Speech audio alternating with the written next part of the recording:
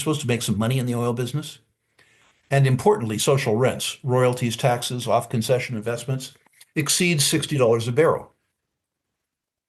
So if you make the stuff for 65 and you sell it for 50, you lose $15 a barrel. Being a dumb oil man, you try and make it up on volume. In 5 years, you've gone broke. Either the price of oil needs to go to a level where the industry earns its cost of capital, or your car doesn't start, Steve. So the question you need to ask yourself at $50 oil is, will the oil price go up inflation adjusted over 5 years to a level where the oil industry earns its cost of capital, or will my car not start? Welcome to In It to Win It. This is Steve Barton, and thank you for tuning in. Today we have a resident commodities expert, Rick Rule. We're going to talk precious metals, copper, uranium, coal, oil, natural gas, and the Doge Committee. Rick, thank you for coming back on the show. Pleasure to be with you, Steve. And while I'm at it, thank you for your contributions to the Rule Classroom. It's been great to have you help out Albert with that product. Oh, it's a lot of fun. I'm enjoying the heck out of it. Albert and I just we were talking about, we got the Rule Symposium coming up, which we're really excited about. And one way that one of the listeners came up with this is he said, it'd be really neat as Rick goes through the companies and starts to interview the ones that are going to be at the symposium, if you and Albert come on and bring them up on the charts. And so Albert and I are going to start doing that. And yeah, I think it'll be a neat addition. Great. Well, the Rule Classroom is meant to be a community. There's something like 12,000 people there. 12,000 brains is better than one. So I welcome every great initiative that makes it more useful to its members. Yeah. Okay. So we have the Rule Symposium coming up. I am really excited about this. I went last year. I got my tickets months ago. Plane tickets, the symposium tickets, boat cruise. Go ahead and give us a rundown of what we can expect at the Rule Symposium this year. I'm excited too. I'm excited because I think we've done it for 30 years. And every year we say it and every year we do it. This will be the best year yet. We've done a lot of things right over 30 years, which we try to magnify now. So first of all, the big picture thinkers. This year, our political lead will be David Stockman. David Stockman's important because he presided over the last attempt to reduce the size of government in the Reagan years. Specifically, he was the director of the Office of Management and Budget, the predecessor to the Department of Government Efficiency. He wrote a book, which I urge everybody to read, called The Triumph of Politics, which describes the derailing of the Reagan Revolution by politics, both Democrat and Republican, in 1980. He's written a more recent book called How to Cut $2 trillion from the Federal Budget. An interesting read. He's emblematic of what we do at the Natural Resources Investment Symposium. He talks to you about the beast from the belly of the beast. He was the director of the Office of Management and Budget. He was the first Department of Government Efficiency. We have Nomi Prinz talking about the structure of Wall Street. She was a partner at Goldman Sachs. She was part of what she talks about, again, from the belly of the beast. Daniela DiMartina Booth talks about the Fed. She was the head researcher at the Dallas Fed, again, from the belly of the beast. Jim Rickards will talk about the structure of Wall Street and the financial system. He was head counsel for long-term capital management, which almost single-handedly brought down Wall Street. Again, from the belly of the beast. It's really important that your big picture narrative comes from players, not journalists. It's important that you have a big picture perspective of the world that you wouldn't get from CNBC or CBS or ABC. That's what we do at the Rule Symposium. After we've done that, we expose you to analysts who have been on the front lines making money in precious metals and natural resources for decades. Not some goon who failed at crypto or failed at automobiles or failed at supermarkets, but real, true natural resource investors. We introduce you to my favorite part, the living legends. These people are entrepreneurs who have built multi-billion-dollar precious metal and natural resource companies from scratch, telling you about the lessons they learned, the pitfalls they suffered, how that makes them better investors, and how you can be a better investor too. This year, we're going to have investing legends. people who have made and invested on behalf of other people billions of dollars of natural resources in natural resources, talking about the investment process in natural resources. Two special guarantees, Steve. First of all, every public company exhibitor at the conference has been vetted. If they aren't owned in the portfolios of the conference sponsors, they can't appear on the floor. No guarantee that because I own stock, it goes up, but there is a guarantee that we vetted them. In every other investment conference that I know of, the qualification to be an exhibitor is a check that cashes. That's it. So the exhibit hall is populated by the lame, the halt, and the blind. Not so at our symposium. The second is more profound. If you come to the Rural Investment Symposium, either live in Boca, which I would prefer, or via live stream, joining over 1,000 investors in 30 countries in the world. First of all, you'll have access to the recordings, which you will need. You know, Steve, we give you 50 hours of content in 4 days. You can't absorb it. You have to play the tapes at least once, preferably twice. So you have access to the recordings for a full year. Just as important, you have a solid gold money back guarantee, whether you attend via live stream or live in Boca Raton, and you don't think that we gave you your money's worth. No questions asked, email me, I'll refund the money. Now, mercifully, in 30 years of money back guarantees, we've done a good enough job with the conference that we've only had to refund about 1/10 of 1% of the tuitions that we've charged. That notwithstanding, that guarantee is my guarantee to you that this is a riskless financial transaction for you. Absolute money back guarantee. Yes, I'm looking forward to it. There will be a link in the pinned comment below. I remember last year, Barbara, who puts this together for you, she was saying that it's her favorite conference because it's one of the easiest as far as getting the exhibitors. They're either on the list or they're not.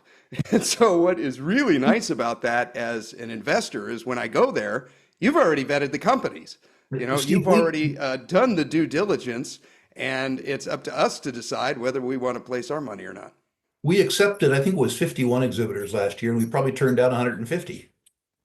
So Yes. I there's one here that I want to just toot your horn for you, and probably the poster child. This is G Mining Ventures. These little arrows right here are around where the symposium was, and I mean, you called it, and you know we're up.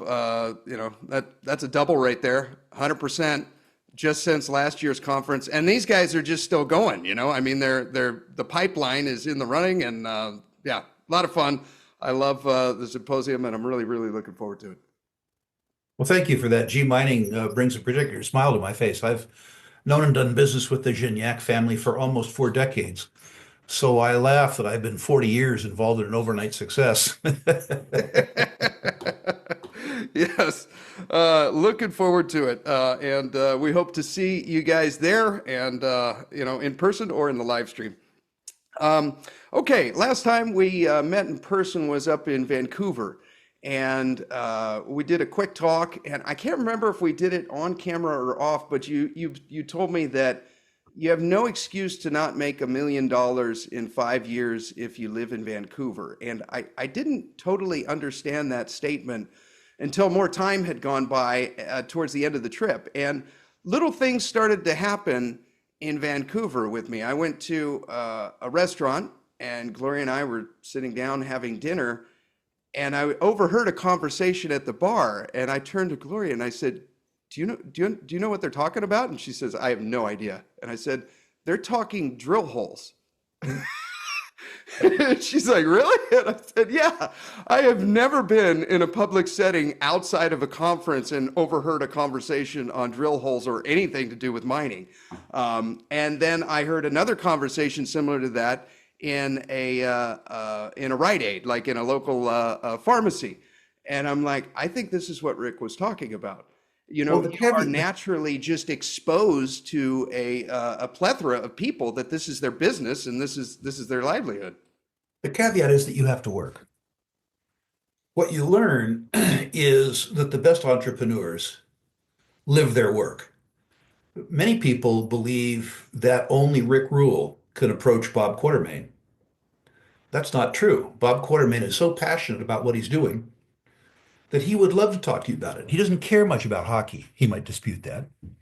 Uh, you have access in Vancouver because you live there to very high quality people. You have the ability to walk into an office, meet the IR person, have the IR person introduce you to the VP Exploration, the CFO, the CEO, and then if you live in Vancouver and if you're in that community, you have the ability to vet the people that you've just talked to with other people that you already know. If you can't take the time and do the work to leverage that benefit into $1 million in the next 5 years, there you are either effort deficient or mentally deficient. Yeah. Yes.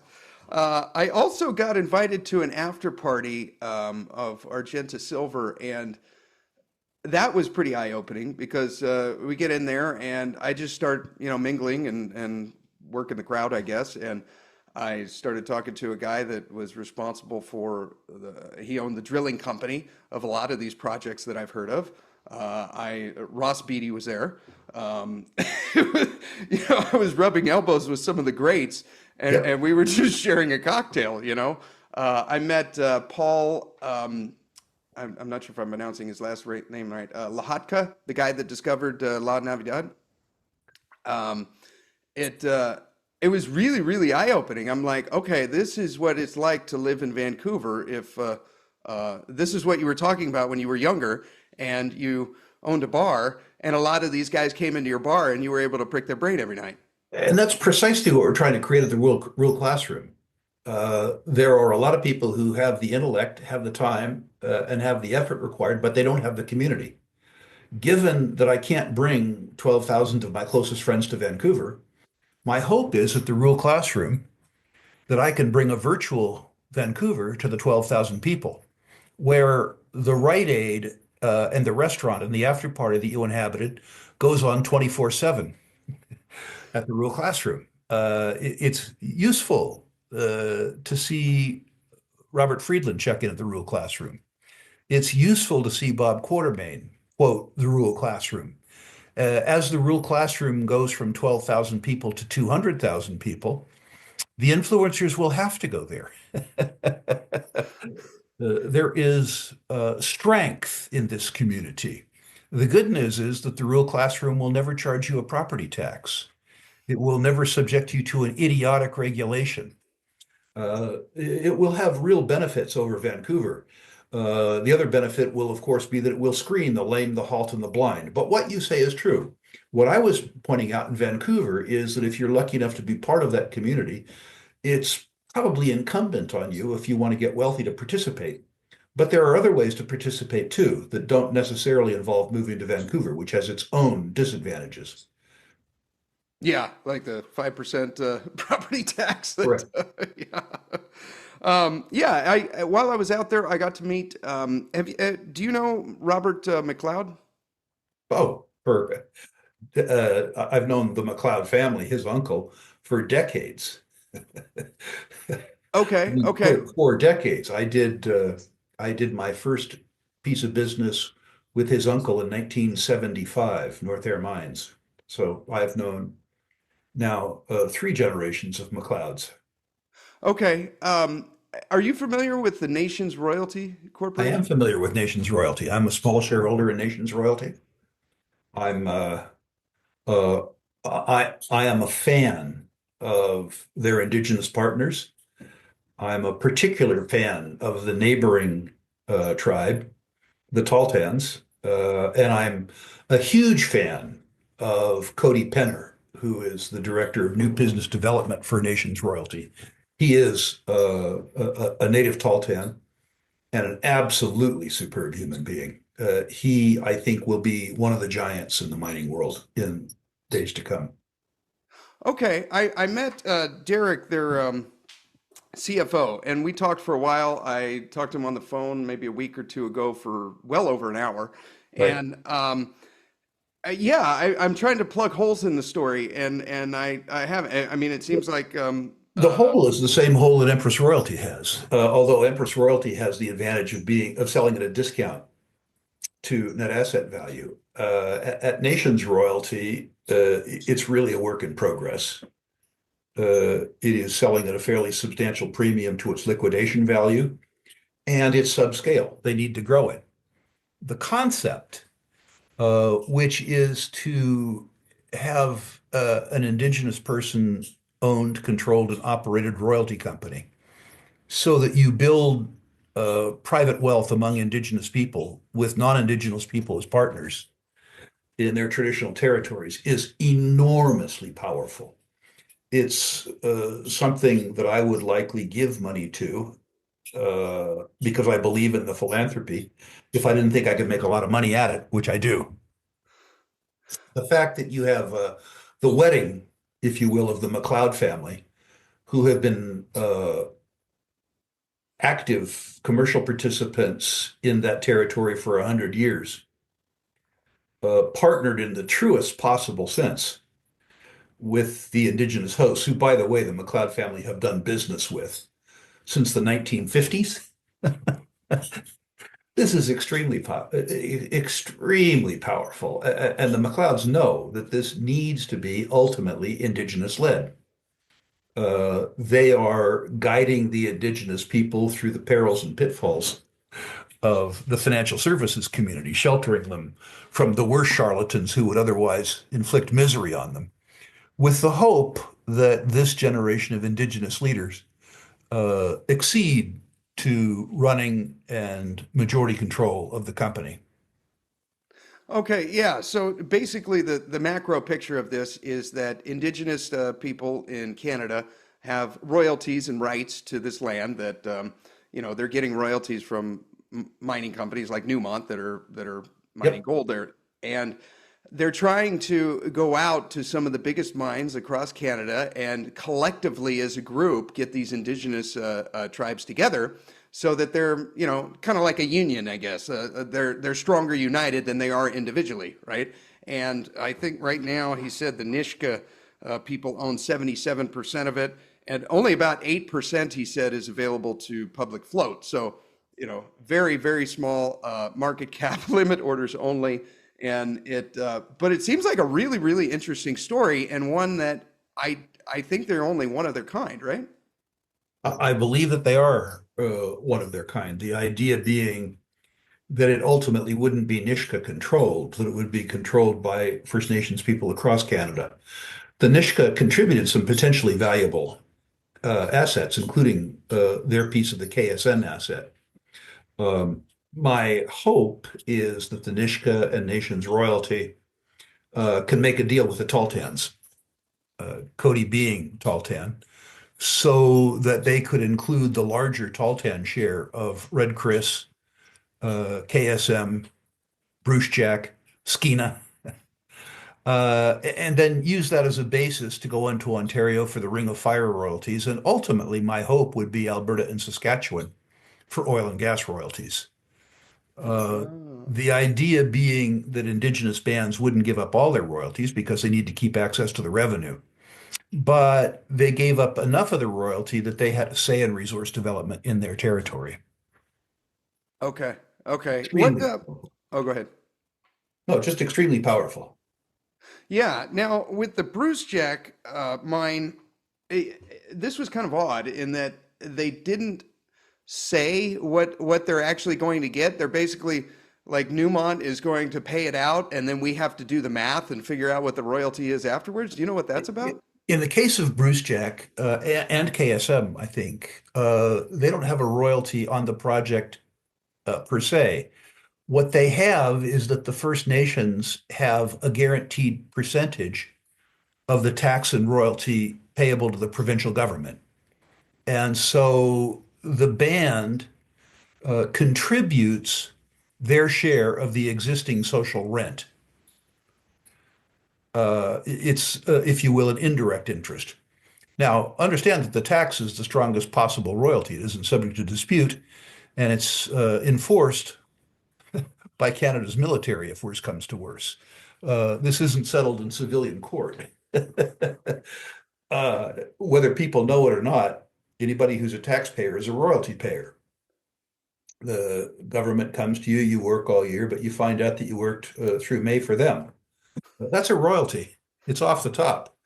And that's what nations' royalty has in some of their revenue agreements, some of their existing revenue agreements. It is possible that First Nations, in return for political support, will be able to place additional royalty burdens. It's important to note that in rural Canada, at least, the First Nations are extremely important political players.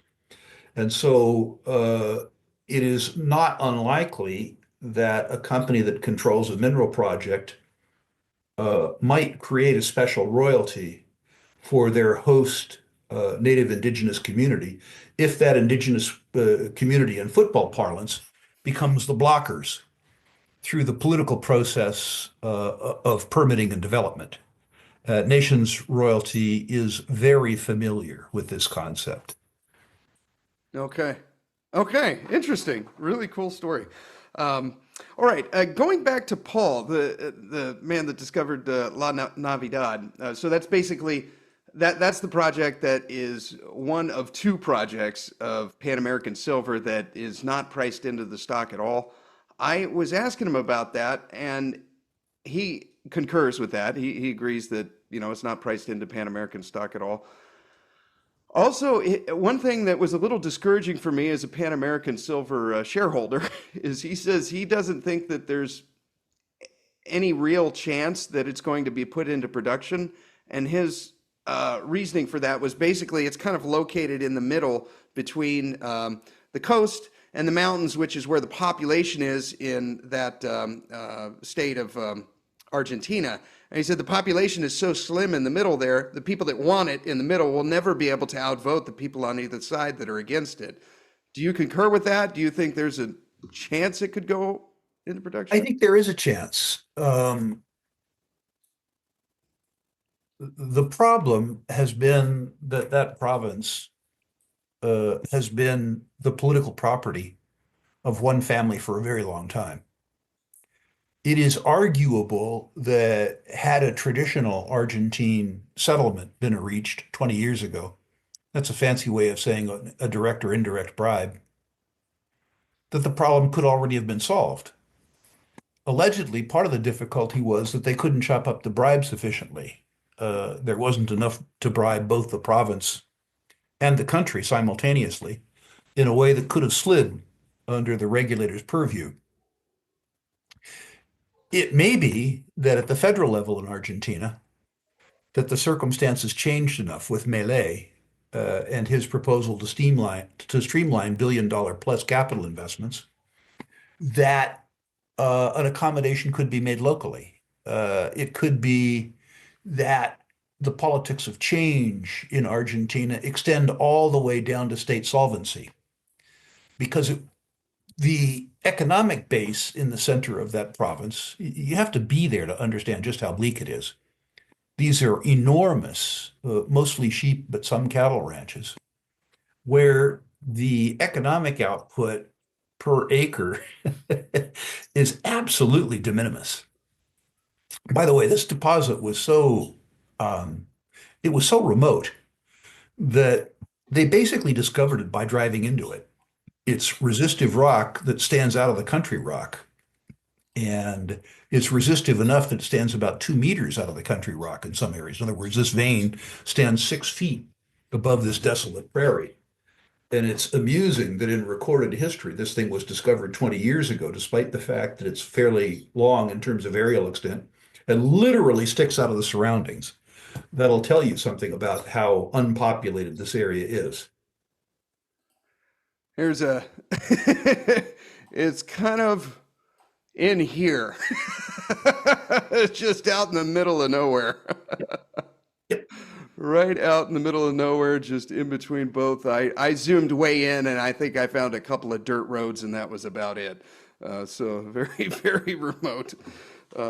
Okay. All righty.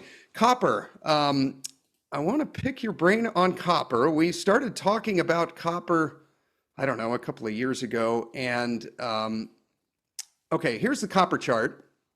Let me get rid of some of this so that we can kind of clean up the screen a bit here. Okay, so what I did was this is a big picture view of copper. These blue percentages here, the minus 23, minus 10, minus 58, minus 19. What that is so the Federal Reserve has gone through a hiking cycle, and then what these percentages are is when the Fed starts cutting rates to where they finish cutting rates, essentially, kind of timing around a recession as best I could.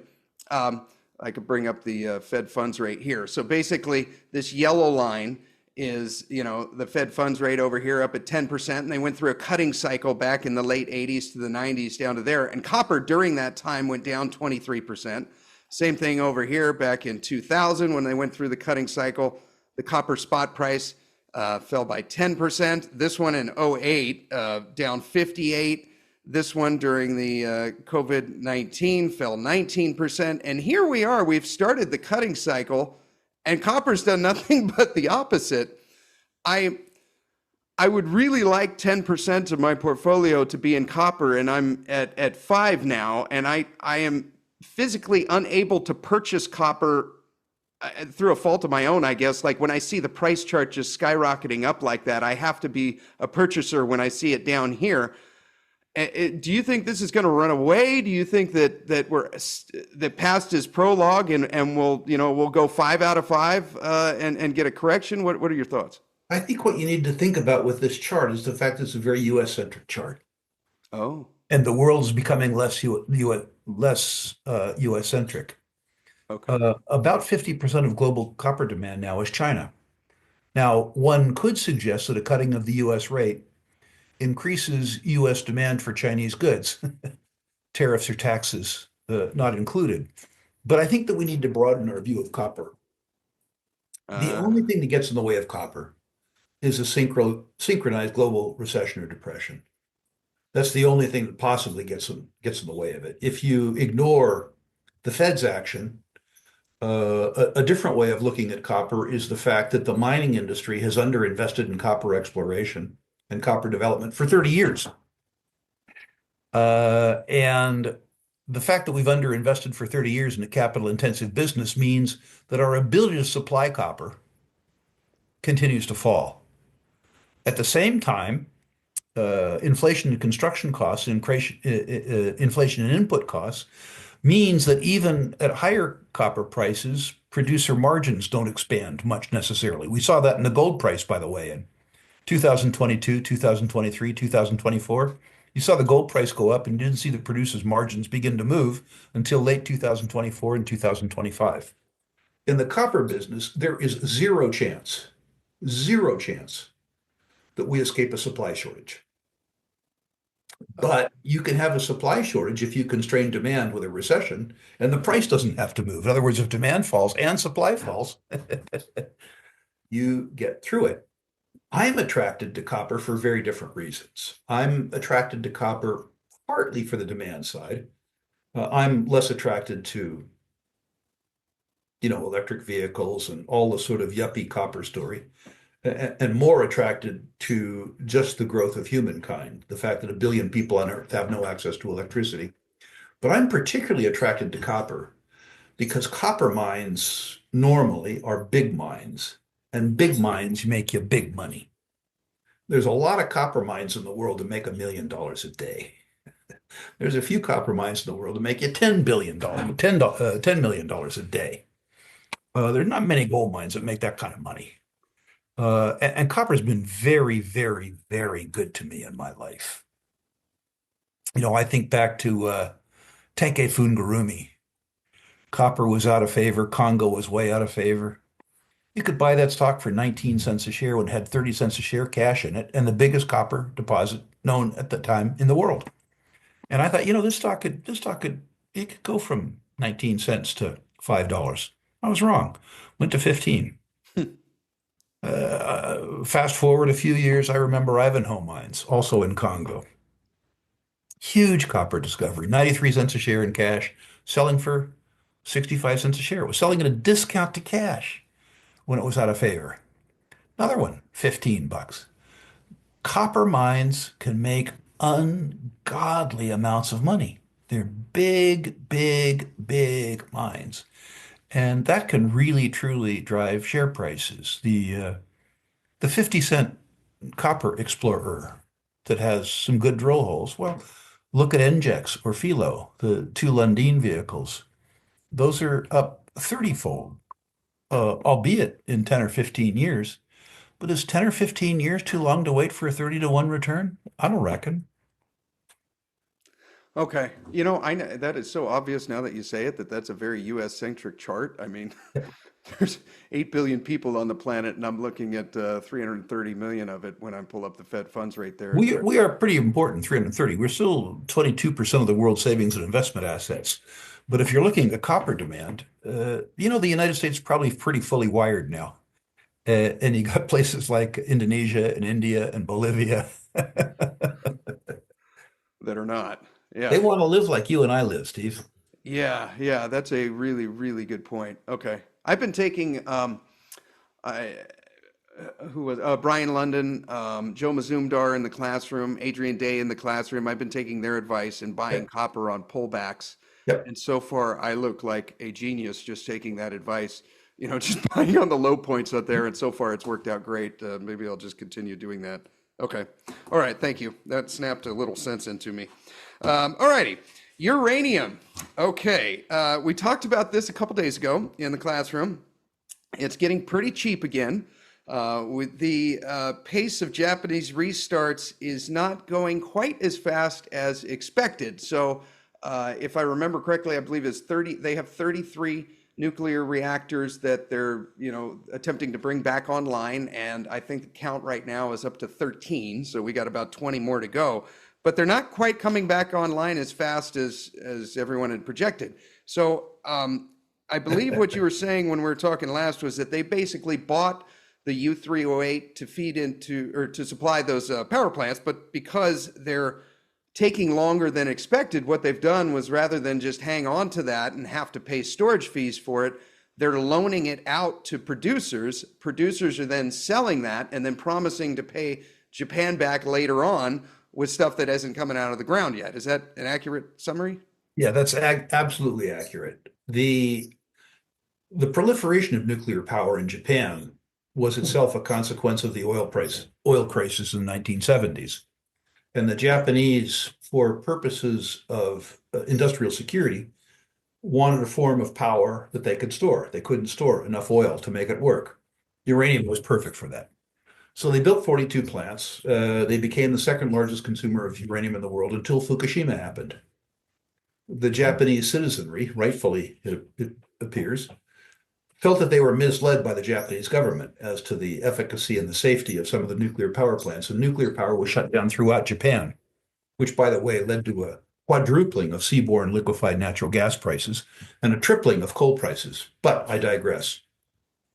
The winds of change politically have happened in Japan. So of 42 reactors, 33, as I understand it, are in some process of acceptance and relicensing.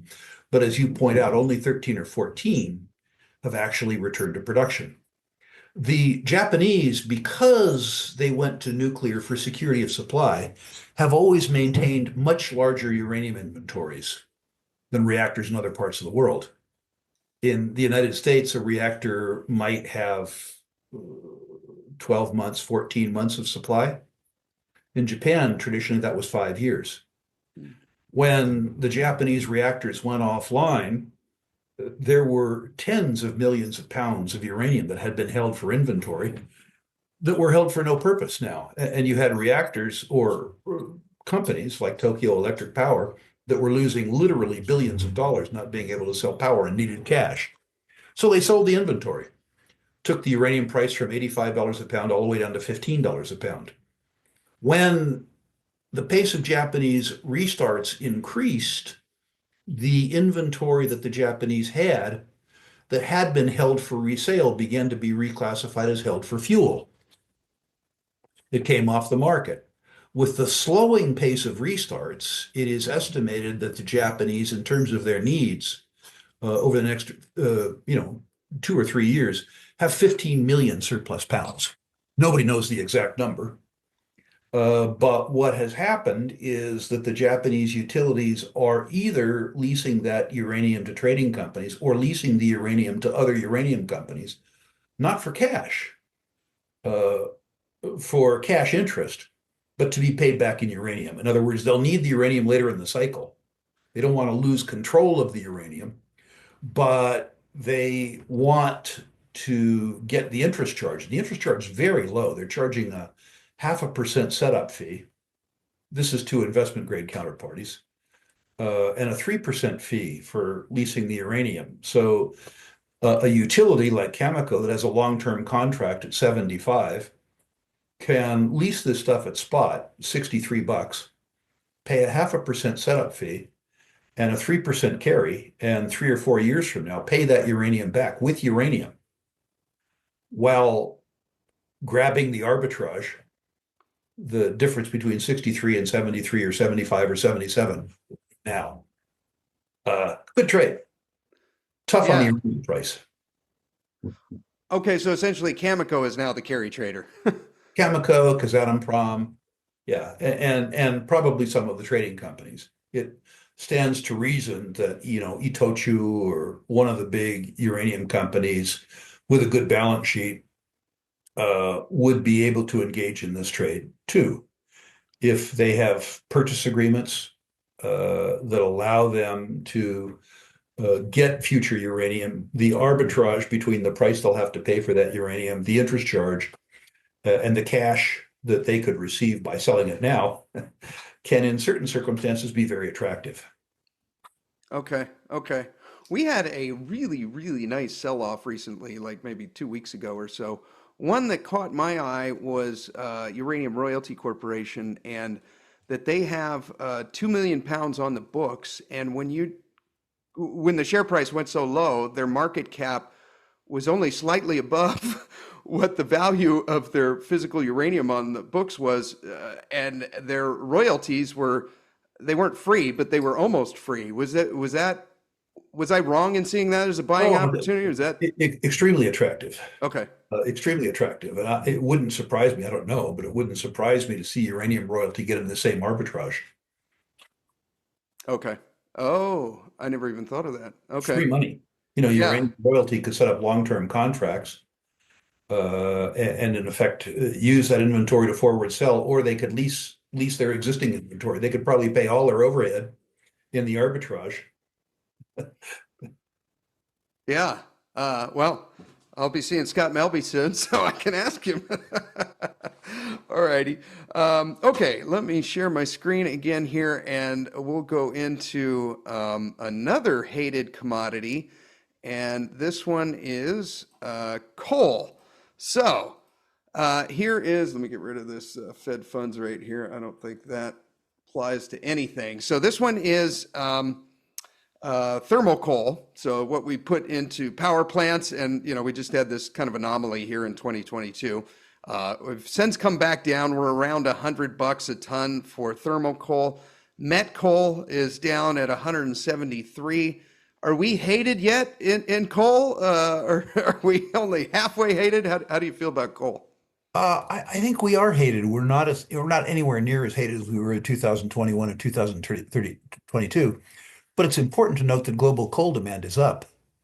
And the fact that we're flirting with the same price levels, uh, given the increases in demand, is very interesting to me.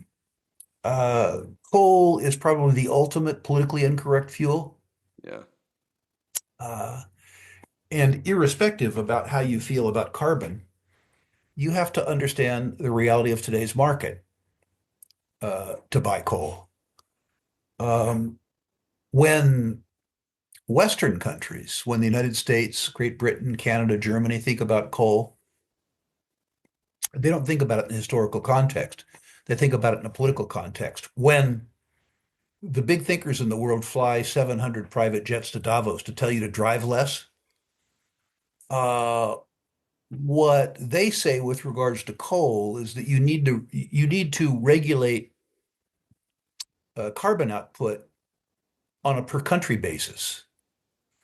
What the Chinese say, what the Indians say, what the Indonesians say is no, you need to regulate it on a per capita basis. The idea that the United States, with 340 million people, should have the same carbon output as India with 1.2 billion people is wrong. That India should have 4 times the allocation.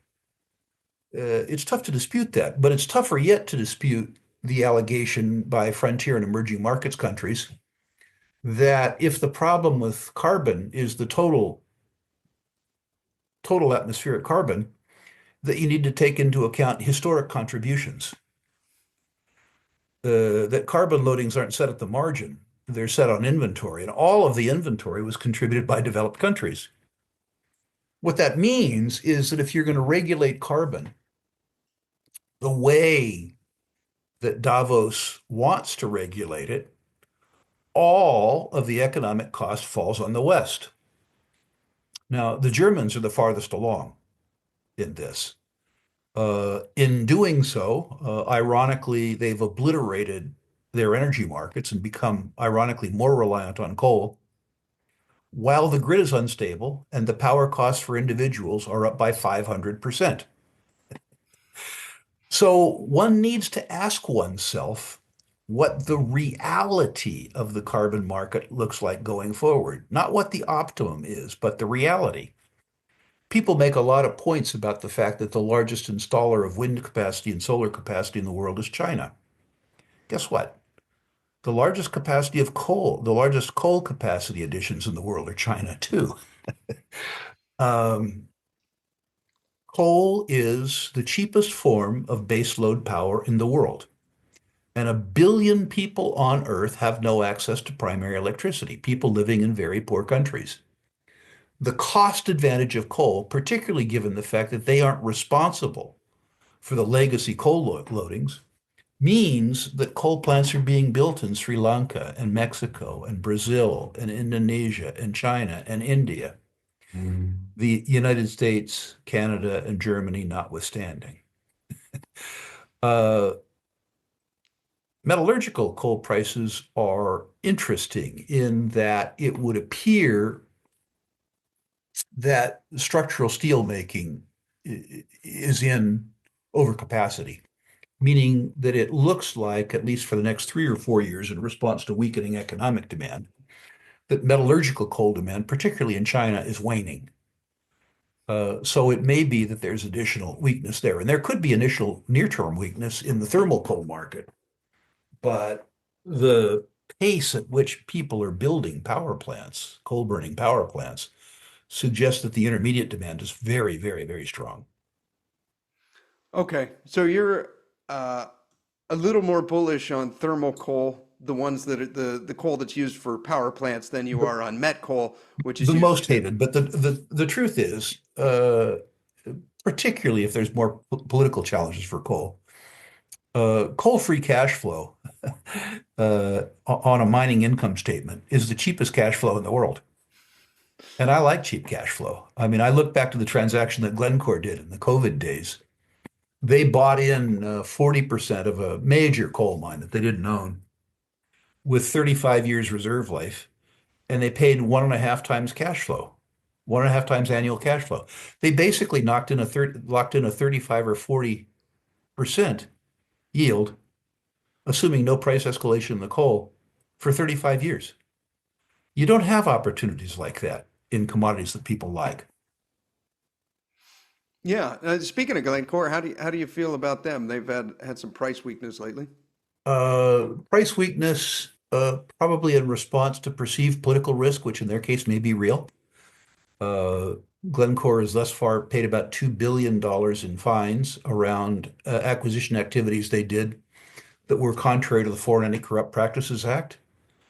I wonder if all of that has come to light yet. I'm an owner, by the way. I own Glencore, but it wouldn't surprise me to see more prosecution, more litigation around their acquisition strategies in years past.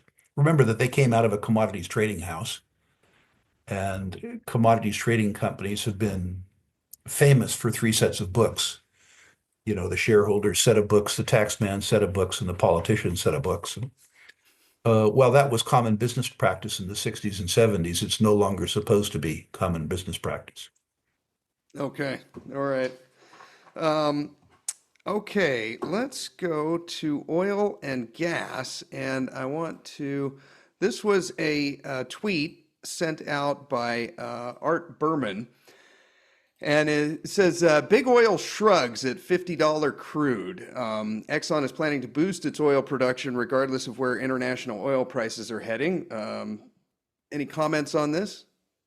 I think from Exxon's point of view, they see a pricing discrepancy between oil equity markets, which suggests that the terminal year for net present value calculations is 2030 or 2032, and the actual terminal, which is 2065. um, I think they're making absolutely the right decision. If you look at Exxon's balance sheet and you look at their income statement, why wouldn't they reinvest? The rest of the oil industry, and I'm not trying to say that Exxon's the only virtuous player, but if you look at the oil industry as a whole, they are underinvesting in sustaining capital on a global basis more than $1 billion a day. If you defer sustaining capital investment today, it impairs your ability to produce 2 years from now or 3 years from now. Exxon isn't doing that. They are making sustaining capital investments. In addition to that, they've made a series of offshore discoveries, particularly in Guyana, that's so big that it moves the dial for Exxon and will be in the lowest decile in terms of cost worldwide. And on top of that, they invested $60 billion buying Pioneer to make their Permian Basin operations more scalable and more efficient. I think they're making exactly the right decision. Okay. If oil does get down into the 50s, looking on the charts, it's looking to me more likely by the day that oil probably is going to fall below that. Seems like it's had a floor of it if it's $65, $67 a barrel for the last few years. If it Well, does get down, oh, go the ahead. suggestion by the International Energy Agency is that the total production cost in the oil and gas business, I don't just mean lifting costs. I mean cost of capital. You're supposed to make some money in the oil business. And importantly, social rents, royalties, taxes, off-concession investments exceeds $60 a barrel. So if you make the stuff for 65 and you sell it for 50, you lose $15 a barrel. Being a dumb oil man, you try and make it up on volume. In 5 years, you've gone broke. Either the price of oil needs to go to a level where the industry earns its cost of capital, or your car doesn't start, Steve. So the question you need to ask yourself at $50 oil is, will the oil price go up inflation adjusted over 5 years to a level where the oil industry earns its cost of capital, or will my car not start? Those are the two choices. Oh, and by the way, uh, where you won't have plastic bags and you won't have nitrogenous fertilizer and you won't be able to get on a plane. You follow me? Yeah. Yeah. Okay. Okay. So if it does go to $50 a barrel, that is It a doesn't, moment in time. yeah, absolutely, positively. Remember that for a very brief time, the oil price went negative. Yeah. During COVID, we were producing more oil than we were consuming because we weren't consuming much and the price fell. More buyers than sellers in the near term. At that level, the arithmetic was even more stark. And the result was, of course, very dramatic. Okay. Okay. All right. So if we see $50 oil, that is a gift, not something to be afraid of. It might be a gift that lasts 2 years, unfortunately. That scares the hell out of people. I'm not smart enough to know. And frankly, I don't care much. Um, I've learned that 2 years is a very brief period of time. Yeah. Okay. All right. Awesome. Okay. Natural gas. We briefly talked about this the other day. Uh, looks like Carney is going to win. It looks like he's taken Justin Trudeau's place. Um, you know, What maybe pontificate on Canadian oil and natural gas under the leadership of Carney. It's probably a very strange time for Americans to lecture other people about their politics, but I'll take the bait. Okay. Um, Carney's an interesting phenomenon. Uh, he was the power behind the throne in Canada for the last 10 years, and he's running on a platform for change, which, first of all, I think is very funny. The conservative leader, Poilievre, ran a 3-year campaign that was anti-Trudeau. And when Trudeau resigned, that was the end of his campaign. And Carney's lucky. The Canadians have a profound hatred for Trump, who's made some fairly intemperate and frankly stupid remarks about the 51st state and stuff like that. And so Carney is able to run against Trump, who isn't running against him. Meanwhile, the liberal rhetoric, as opposed to the liberal track record, is extremely popular in Canada. If one looks at the popular vote in Canada going back my lifetime, what I would consider the consolidated left, the Liberals, the NDP, the Greens, and the Bloc Québécois, command between 60 and 62% of the popular vote in Canada. The only time anybody else can win is if enough middle-class liberals in Ontario and Quebec get angry enough at their own deteriorating living standards that they throw out someone named Trudeau and bring in somebody else. So this election will be all about middle class and upper middle class Laurentian Canadians in Ontario and Quebec, perhaps a few in the lower mainland of BC, and whether or not uh, they're tired of the policies that made them substantially poorer relative to Americans over the last 15 years. They hate Trump. And pardon me, Trudeau. Carney has been wisely running against Trump as opposed to running on his record, which is truly abysmal. Uh, in an economic context, Canada does one thing really, really, really well. Well, arguably four things. They generate electrical power cheaply and sell it to the United States. They're pretty good miners, pretty good. Uh, the prairies are pretty good at commodity cropping, but what they're really good at is oil and gas, not just producing it, but the human resources in Canada to exploit and explore for oil and gas elsewhere in the world. Top quality. Uh, Mr. Trudeau said there was no business case for the export of Canadian oil and gas.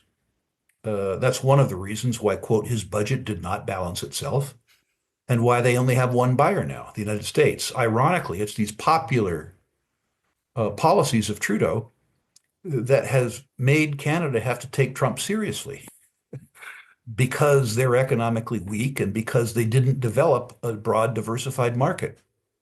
The Germans wanted to buy Canadian natural gas. The Swedes wanted to buy Canadian natural gas. The Belgians, the Dutch, the Japanese, the Chinese, the Koreans. And Mr. Trudeau thought there was no business case for Canadian oil and gas.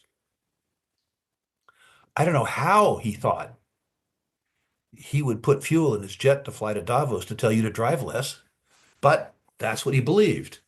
Mr. Carney, amazingly, the prophet of change. Uh, who knows? Let's just say that. Who knows? Uh, I believe that Mr. Carney very recently scrapped or at least suspended the carbon tax, which is amusing because he initiated it.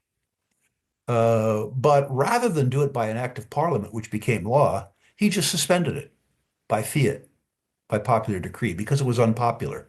I wonder if he gets elected Prime Minister of Canada because he believes in the carbon tax, whether or not it gets reinitiated.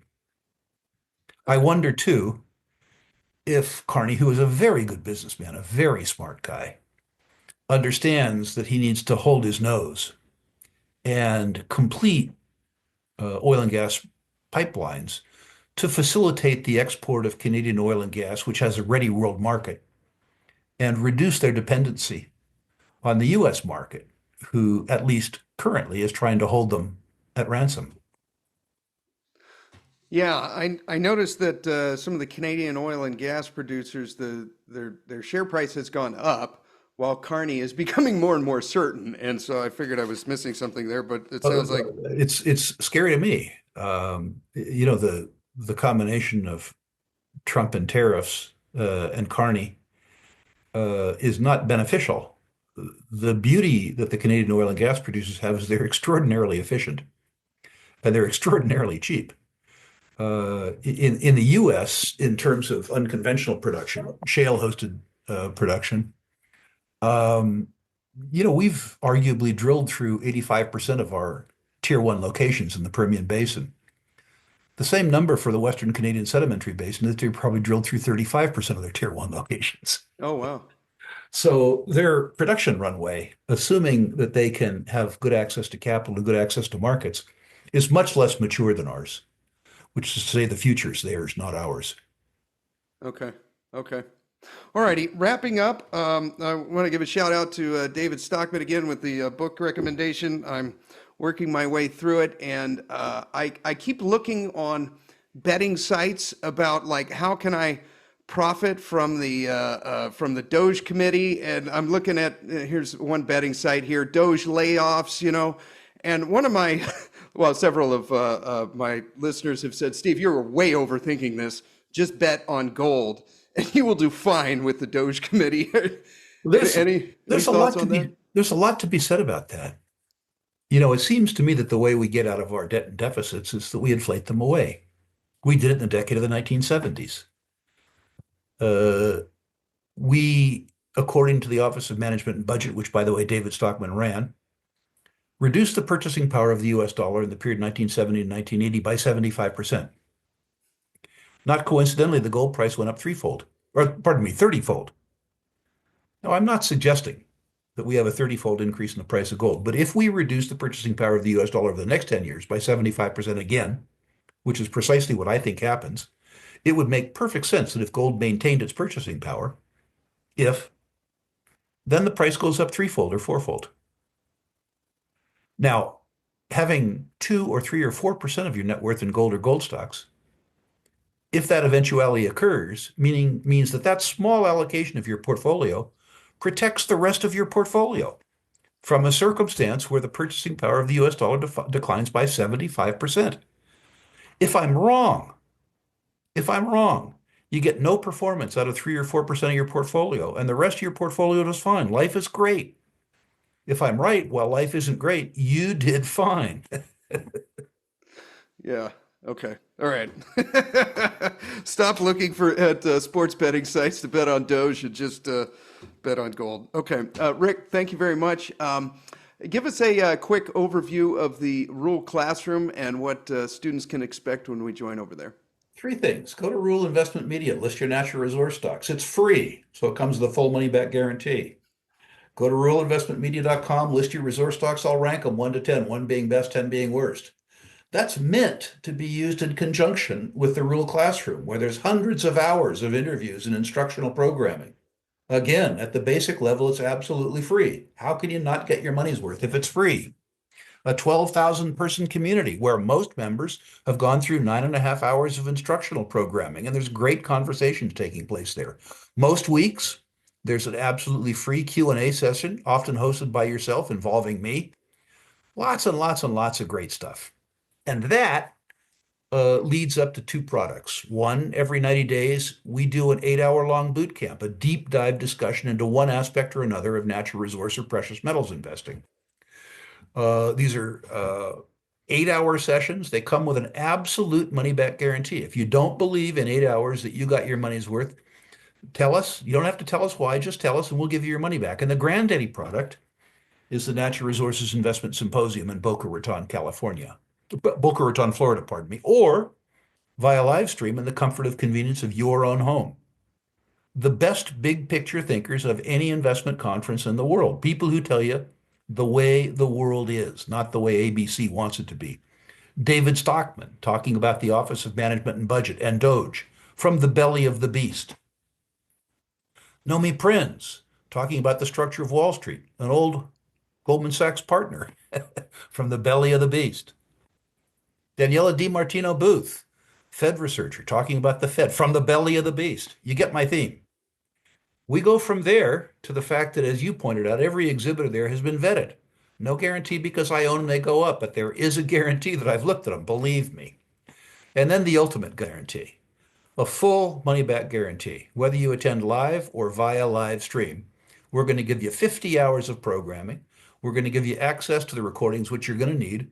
And if after all that you don't think you got your money's worth, tell me. I'll give you your money's back. The investment risk, the financial risk is all mine. The benefit is all yours. Awesome. Look forward to it. I love the Rural Classroom. It is, whenever I get to participate, it's the favorite part of my day. All the links will be down in the show notes and in the pinned comment below. Rick, thank you very much for coming back on the show. Always a pleasure, Stephen. Thank you again for your contribution to the Symposium and the Real Classroom. You're welcome, sir. It's a pleasure. And thank you for tuning in. Be sure to support the show and share this with anyone that you think needs to hear it. It's probably your buddy that can't stop talking about tech stocks. You have yourself a great rest of the day, and we will talk to you next time.